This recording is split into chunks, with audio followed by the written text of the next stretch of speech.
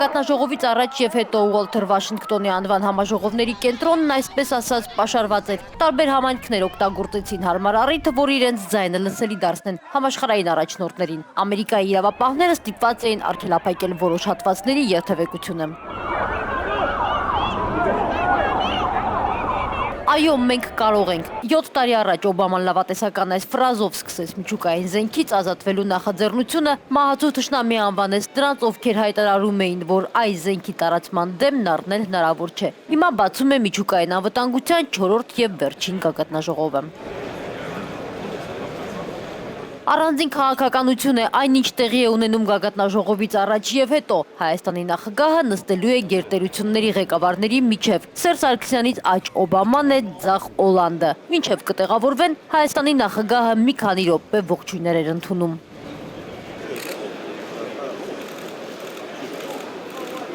Վերջինը ներս մտավ Բարակ Օբաման ու մինչև կազարարի գագաթնաժողովի բացումը մոտեցավ նախագահ Սարգսյանին։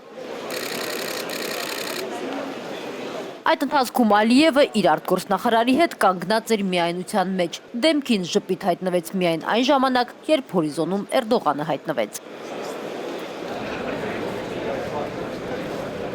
Ինչպես եւ հայտարարվել էր գագաթնաժողովը մեկնարկեց առանց Ռուսաստանի։ Ռուսական մամուլը դա անվանեց միջուկային գագաթնաժողով առանց միջուկի։ Օբաման համաշխարհային առաջնորդներին կոչ արեց կանխել ու թույլ չտալ, որ միջուկային զենքը հայտնվի անմիտների ձեռքերում։ Working together our nations have made it harder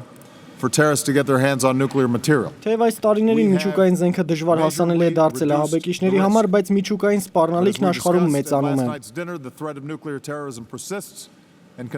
է։ Նախագահ Սարգսյանն իր ելույթում թվարկեց այն քայլերը, որոնք Հայաստանն իրականացրել է Հաագայի գագաթնաժողովից 2014-ից հետո։ Ստորագրված փաստաթղթերն ու ձեռքբերված պայմանավորվածությունների կատարումը Սերժ Սարգսյանը դիտարկում է որպես ազգային, տարածաշրջանային եւ միջուկային անվտանգության կարևոր բաղադրիչ։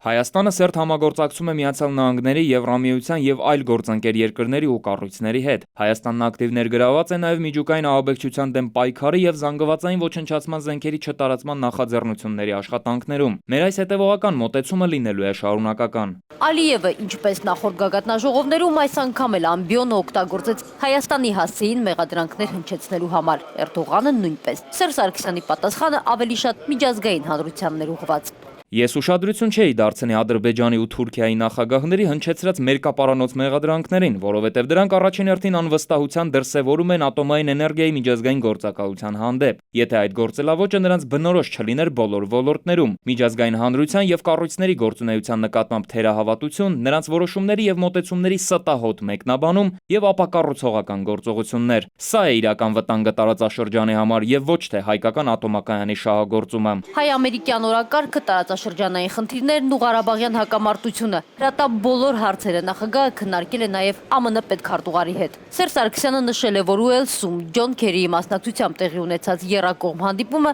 Սարգսյան-Ալիև-Քերի Լեռնային Ղարաբաղի հիմնախնդրի խաղաղ կարգավորման հարցում ԱՄՆ շահագրգռվածության օրինակներից մեկն է։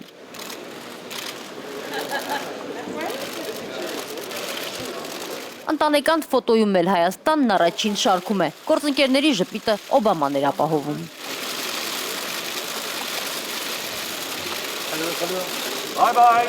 Միջուկային անվտանգության վերջին գագաթնաժողովի ամբիոնից նախագահ Սարգսյանը նաև առաջարկել է շարունակել գործընթացը այլ ձևաչափերով։ Շաքե Ղազարյան, ժամը լրատվական, Վաշինգտոն, Միացյալ Նահանգներ։